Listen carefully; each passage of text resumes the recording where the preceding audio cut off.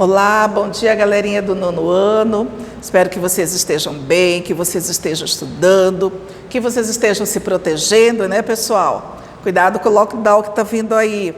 Então, vamos lá, mais uma etapa de estudo para concluir esse conteúdo, tá? Nós falamos a respeito, né, da exploração de minérios nos 3 continentes, lá na Europa, lá na Ásia e na Oceania.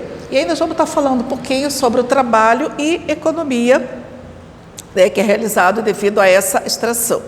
Então, as atividades de exploração de recursos naturais, em especial a mineração, elas sempre estiveram envolvidas em controvérsias no que se refere às condições de trabalho.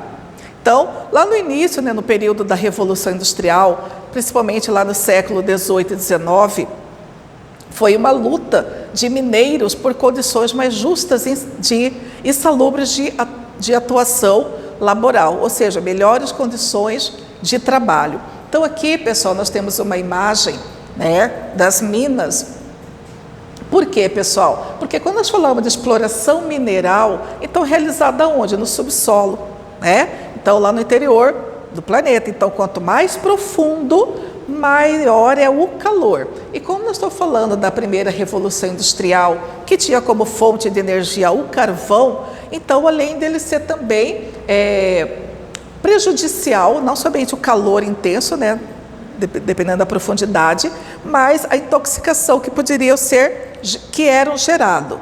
Então, pior cenário envolvia as minas de carvão, que é um combustível que moveu principalmente a primeira fase da Revolução Industrial.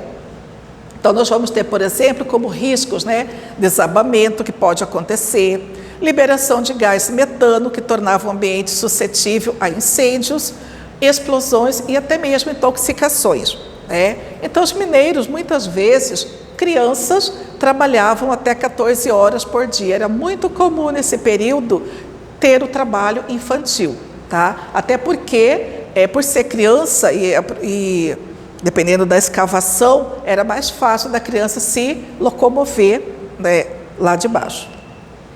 Então, comum as minas atingirem mais de 400 metros de profundidade. Então, é muito calor, né, pessoal? Sem falar que a expectativa de vida era muito baixa. Por quê? Porque, imagina, desde criança você inalando esse produto. Então, acontecia muitos problemas respiratórios, né? E, atualmente, apesar das condições de trabalho ter melhorado, né, mas é um tipo de atividade laboral mais perigosa do mundo, de acordo com a Organização Internacional do Trabalho, porque ela ainda continua causando acidentes, tá? Em 2014, uma mina na Turquia matou cerca de 300 trabalhadores. Então, como o carvão ainda é uma matéria, é uma fonte de energia, ela continua sendo utilizada e muito utilizada, né? As minas que apresentam condições de maior segurança são as da Europa e da Oceania. Na China, por exemplo, que é o maior produtor mundial de carvão, os acidentes são comuns e as estatísticas anuais de mortes são elevadas. Só em 2009, nós tivemos mais de 6.995 mortes, né, na China. Aqui é uma imagem de mineiros trabalhando, né, extração de carvão. Então, na Ásia, muitos países dependem diretamente da exportação de produtos com pouco ou nenhum processamento, né, que nós chamamos de commodity, né? Infelizmente, eles não desenvolveram estrutura econômica mais diversificada e autônoma, ou seja, pessoal, somente um tipo de produto principalmente para exportação. E isso fica complicado, porque se aquele produto, né, ele entra em crise, ele acaba complicando a situação do país, né? Além de ficarem com elevado ônus ambiental, porque a extração mineral ela vai trazer consequências danosas, né, para o meio ambiente e para a questão social. Eles deixam de obter maior valor agregado aos produtos. Porque, por exemplo, nós estamos falando da Ásia. A Ásia é grande produtora de petróleo, mas ela exporta o petróleo cru. E o petróleo cru ele é mais barato, né? Vamos dar um exemplo aqui. A mesma coisa, você está lá num garimpo e você acha lá um diamante bruto. Lógico que ele tem valor, só que o diamante bruto, ele não tem o mesmo valor de quando, por exemplo, você vende para um ourives e ele transforma esse diamante bruto numa joia, né? Ele já vai ter valor agregado, então o valor dele é muito maior. Então isso acontece, infelizmente, com os países que só produzem ou extraem matéria-prima. Outro exemplo que nós vamos ter, além dos recursos minerais, os recursos florestais, principalmente praticado no Sudeste Asiático, que apresenta extensas áreas de florestas tropicais e equatoriais. Então, que vem acontecendo o que nessas áreas? Desmatamento. Por causa de quê? Por causa do adensamento populacional, ou seja, a população precisa morar, então ela vai derrubar para poder construir. Nos últimos séculos, há uma expressiva redução da cobertura vegetal. Então, nós vamos ter nas áreas de clima temperado a frio, predomínio da taiga, pinheiros e abetos, que são utilizados para fins industriais, extração de madeira e produção de celulose e papel. E que isso, devido a essa extração, está levando a uma redução dessa cobertura vegetal, principalmente na Rússia. Isso também acontece na Europa, no caso da Finlândia.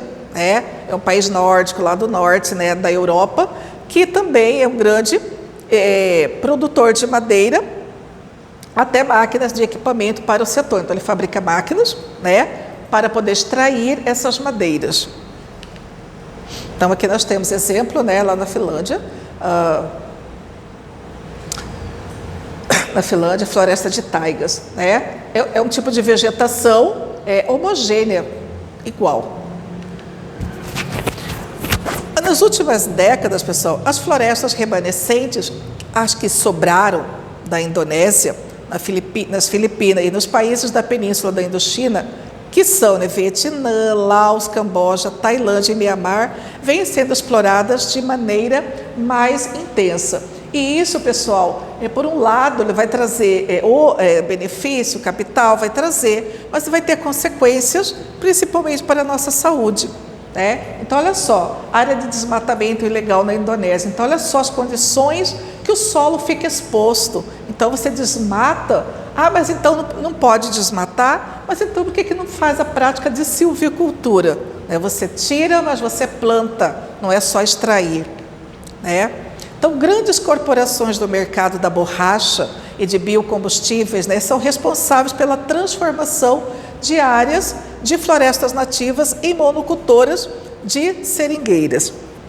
Então, eles vão tirar a vegetação nativa e vai produzir, por exemplo, só seringueira para extração da borracha, que é o látex. Então, aqui nós temos, pessoal, a área de reflorestamento da China, que é o ideal. Você vai utilizar, mas você não está só retirando da natureza, você está produzindo também. Vai trazer impacto? Vai, mas é menos.